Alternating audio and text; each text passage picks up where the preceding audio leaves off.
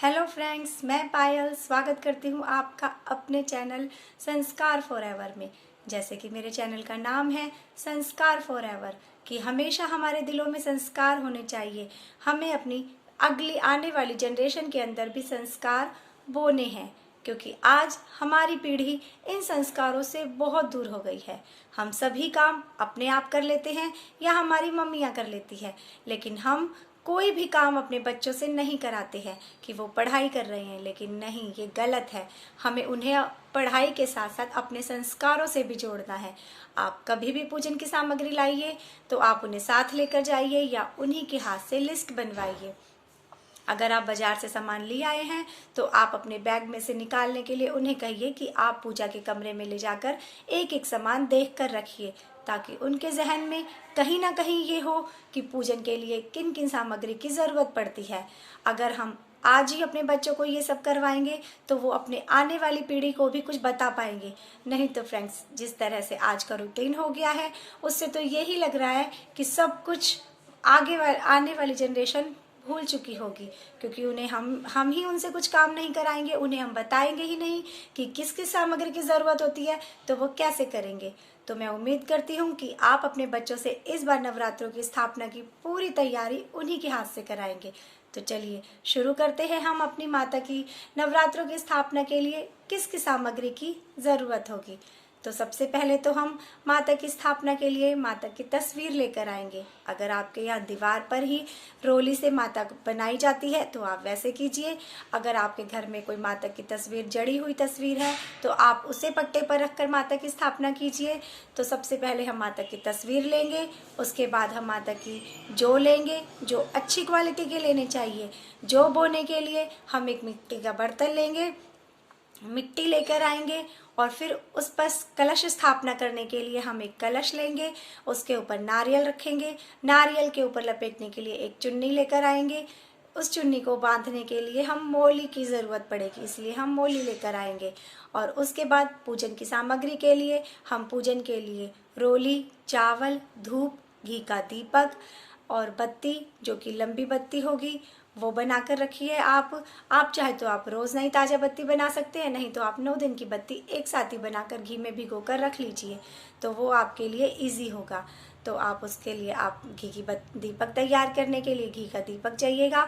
और फिर हम पंच मेवा का प्रसाद बनाएंगे, जिसमें हम सभी तरह की मेवा लेंगे, सूखा गोला लेंगे और मिश्री लेंगे। फ्रेंड्स, हमें नारियल 2 तरह के चाहिएंगे, एक कलश पर रखने के लिए पानी का गीला नारियल और दूसरा प्रसाद बनाने के लिए सूखा नारियल, जिसे गोला भी कहा जाता है।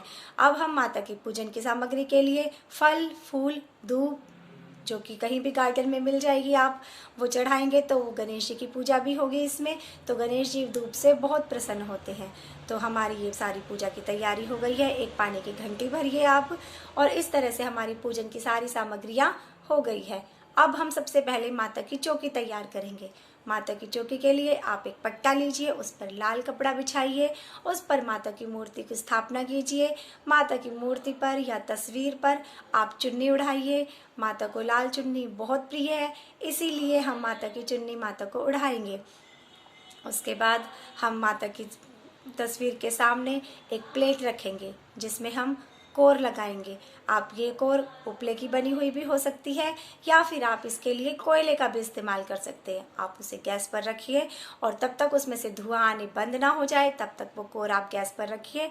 उसके बाद आप माता के सामने इसको कोर को रखिए, घी का दीपक जलाइए और घी के दीपक के नीचे थोड़े से चावल के दाने डालिए। अब माता की कोर रखिए और कोर रखकर आप उस पर घी डालिए। देखिए, माता बिना माचिस के ही आपकी कोर पर माँ अम्बे, माँ जगत जननी, माँ ज्वाला जी प्रकट हो जाएगी। हम इसी ज्वाला से ये मान लेते हैं कि माँ हमारी इस नवरात्रों की पूजन में आ चुकी है। तो हम उस आग ज्वाला, जगजननी ज्वाला को हम घी जैसे ही माँ ज्वाला प्रकट हो जाती है, आप सबसे पहले उन्हें रोली का छींटा लगाइए, चावल चढ़ाइए और जो पंचमेवा का प्रसाद आपने बनाया है उसका भोग लगाइए, पानी का छींटा दीजिए और इसके बाद आप आरती कीजिए।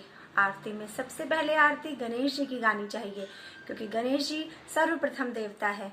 इसीलिए उसके बाद हम माँ भगवती की आरती करेंगे, सभी को प्रसाद देंगे, पानी का छींटा हम पूरे घर में देंगे ताकि हमारा पूरा घर शुद्ध और पवित्र हो जाए।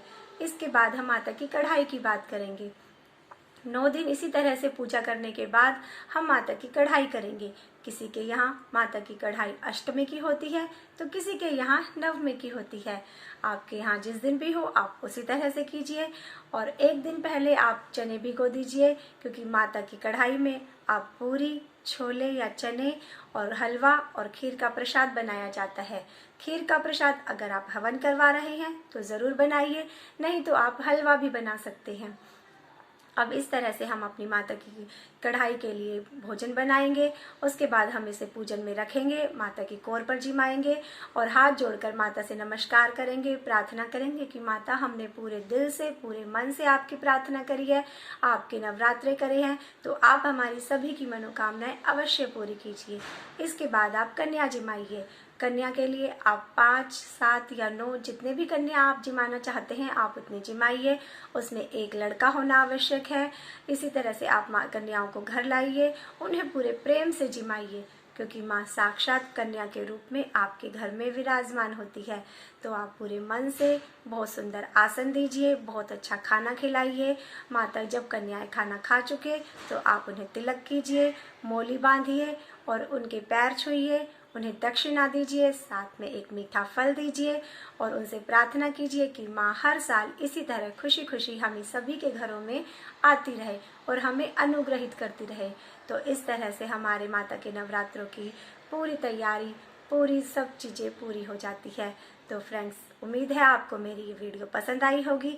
अगर आपको मेरी वीडियो पसंद आई हो तो आप इसे प्लीज़ ज़्यादा से ज़्यादा शेयर कीजिए, लाइक कीजिए, मेरे चैनल को सब्सक्राइब कीजिए और बेल के आइकन को दबाना ना भूलें। जय माता दी।